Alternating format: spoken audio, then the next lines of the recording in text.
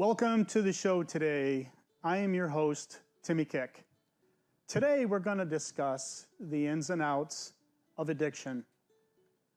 Now, nothing is scripted, nothing's canned, I'm not an actor. I am you.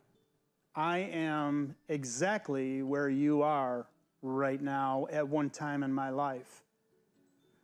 I'm here not to schmooze anything. I'm not here to fudge anything and say recovery is easy. It's not.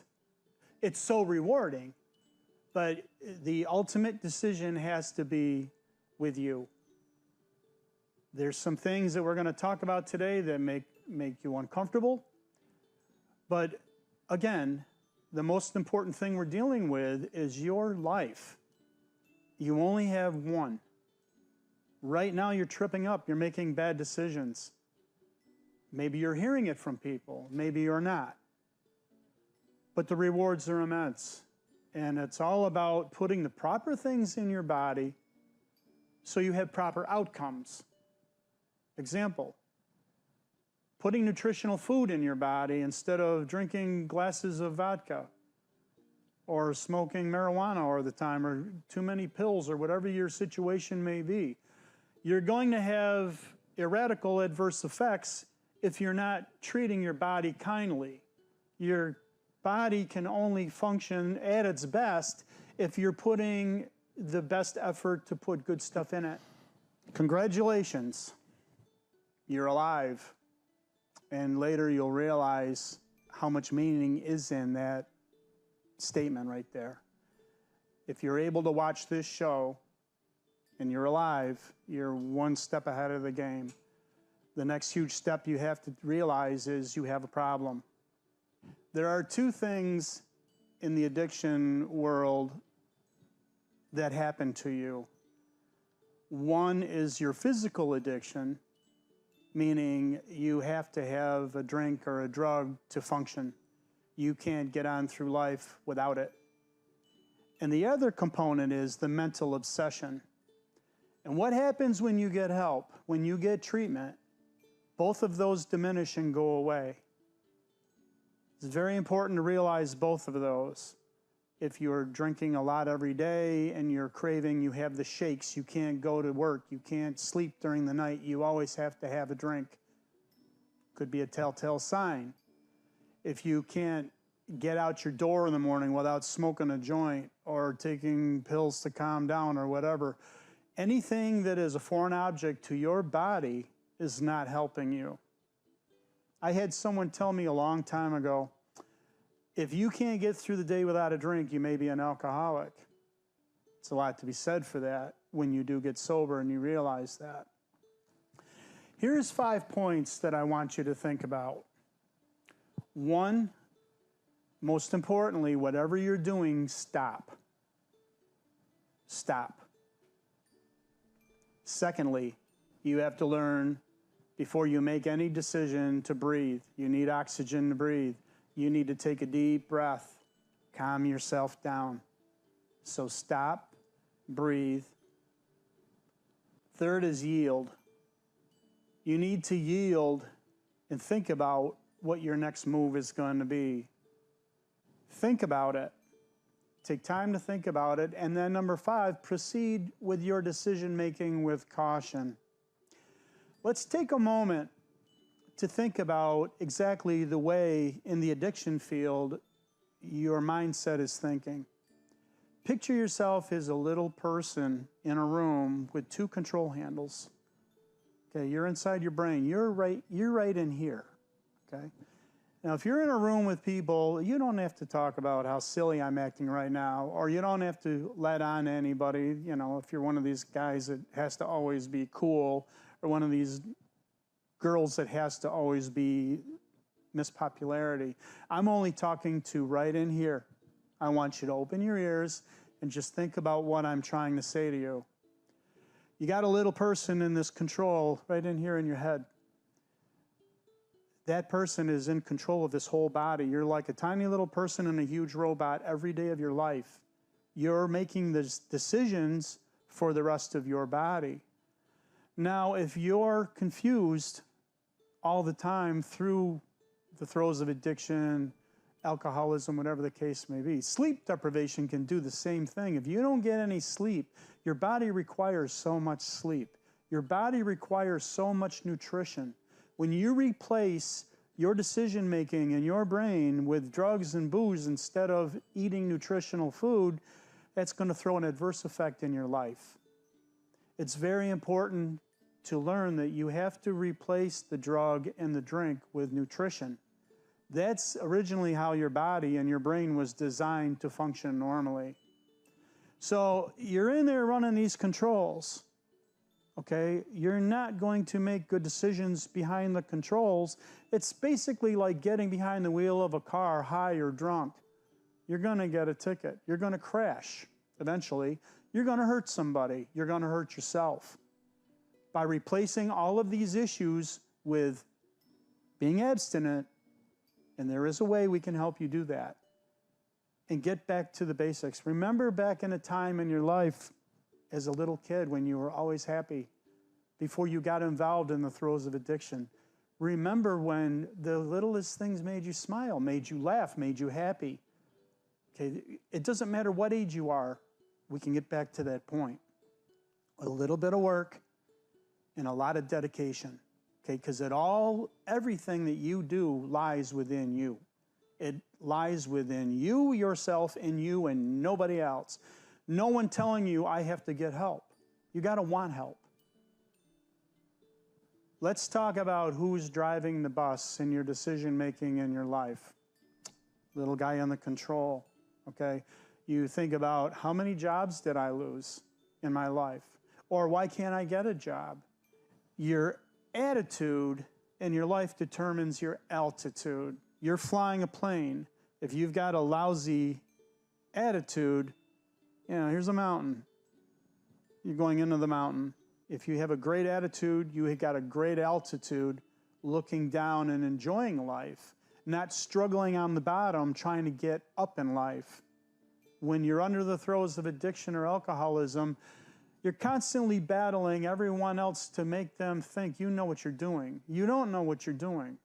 Okay, I remember, because I am an alcoholic and I am still in recovery after all these years, I used to get so mad at people to say, they don't understand me. They don't understand what I'm going through. Okay, I was a single parent. I was a single dad with 2 little kids. Nobody cares. When you go to work, nobody cares. They want you to do your job and do it well. They want you to show up on time. They want you to go home on time. They don't want to hear excuses. Nobody does. And as your kids are getting older, your kids don't want to see you flipping and floundering all the time. They want to see you doing well and be happy. I have a multitude of things that went on in my life to create the problems that I have. I have sleep apnea. I have a hard time sleeping at night. The smallest thing can wake me up. Used to drive me nuts. Okay, I would use that as an excuse. Do I really think I need to get help? Maybe I need someone that I don't know to talk with me and really listen to me and help me realize that I do need help. We'll get to that in a minute. The other thing to think about too is it me or isn't it me? When you're that little guy in the chair, you're making that decision. Is it me or isn't it me? Is this how I really feel? Is this the way I want to act out in this? Am I being rational? Am I making smart choices, smart decisions? The biggest thing that trips up people is peer pressure, outside influences. Do I fit in? Am I cool enough? Am I part of the group? How come I'm not going out Friday nights and meeting them at the same old bar, the same old place? They're depending on me. I'm the life of the party. How do you feel the next morning? Oh, if I had a dime for every time I woke up with a hangover. Sunlight hurt my eyes. I couldn't think straight. And let alone going to work, getting through Sunday and resting, and then having all of these craving issues and problems. I know with me, I always had a weight issue, and I would starve myself and drink instead, so I look good in my clothes. Am I chiming in with anybody on this? It was all about how people were viewing me all of the time. Okay? You don't have to put yourself through that anymore. You don't. Breaking the chain of selfishness. I know when I was in the throes of addiction, I was very selfish. Ironically, from the moment I woke up in the morning to the time I kicked off my shoes and went to bed at night, I knew exactly how my day was going to begin and how my day was going to end. When you're drinking as much as I did, you only think about the obsession of the addiction. I don't want to go through shakes today. I don't want to have migraines today. I knew how much I had to budget myself to get through that day. When you're completely sober, you're breaking the chains of addiction. Every day is a mystery until it becomes history. I know I sound like Dr. Seuss right now, but it is true. Every day you get up and you don't know how your day is going to go and you don't know how it's going to end, there is a level of excitement in living your free life. What to do to get help? 90% of the time when people are in the throes of addiction, people are in the throes of alcoholism, number one, I'm better than that. He's worse than me. She's worse than me. Always minimizing your level of dependency. You have to look at where you are. Don't compare yourself with everybody else or anybody else. This is about how you want to feel every day of your life. There's things you need to address in your life when it comes to getting help. One, most importantly, you have to admit you have a problem and you're willing to change that problem. Now, no one is going to influence you. No one is going to say to you, you need to do this for me. Don't get help to help your relationship with your boyfriend or your girlfriend or your mom and your dad or your neighbors or your friends at school or your classmates. You're doing these decisions strictly for your life. No one is going to hold your hand. Okay, you got yourself in this position. You put yourself in this chair right now. Now you got to figure out how to get out of this chair. You want to get back to your old happy self. There's nothing happier than being happy with yourself. Don't do this for someone else's benefit or you're being pressured into doing this. You need to do this strictly for yourself. The rewards, I'll tell you what the rewards are. The rewards are times 10 of what you ever imagine. If you have to give up your car to get rid of your car payments, if you have to give up your apartment for a while and get help, it's worth it times 10. I've done it. You need to only take care of you. When you go into a treatment facility, you're going to be fed. You're going to be taught every day. It's the greatest thing in the world. When I put myself in treatment, I always treated it as a college course. I did, but I do that with everything that I do. I didn't go back to college till I was 58 years old. I graduated with my degree when I was 60. I'm not afraid to reinvent myself. And you shouldn't be either. Don't feel, well, I'm in my 20s and I got to look cool. Any age you are is better than not having an age at all. If you don't do something about your problem, it could spiral. You could end your life. We don't want that. We want you to constantly think about getting back to where you want to be, not sitting where you are complacent and then slowly but surely running down and ruining your life. Remember, in life, there is no dress rehearsal. You only have one shot. You only have one life. And if you give up that opportunity, not only is it going to be bad for the outcome for you, but there's going to be so much sadness and disappointment in people that really, truly love you, people that care about you, people that want to believe in you and want to see you live a highly functional, successful, happy life. And the rewards are tremendous. Being sober, completely sober from addiction, I can't even put into words. It's the greatest feeling in the world. I realized when I decided to get help, there was a lot of things, I've been through it a couple times, that I was doing wrong. I had to realize that everyone in the room getting help is sick. Do not, and I can't emphasize this enough, do not go into rehab situations or help situations looking for a companion, looking for that girlfriend that's getting help just like you and you have something in common with, or that boyfriend.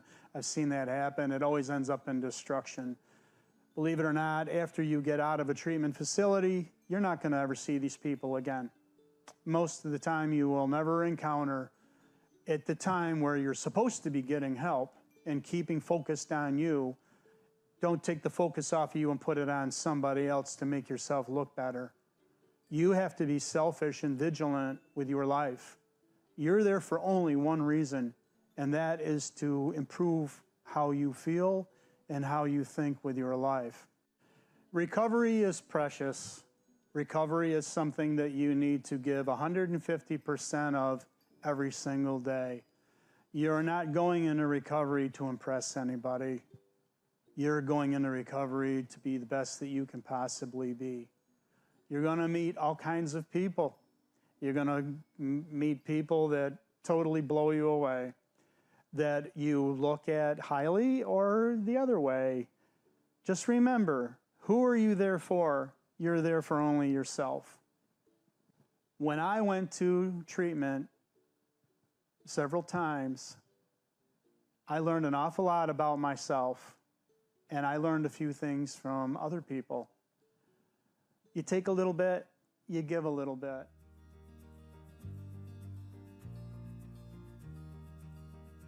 I hope you've enjoyed my personal experience.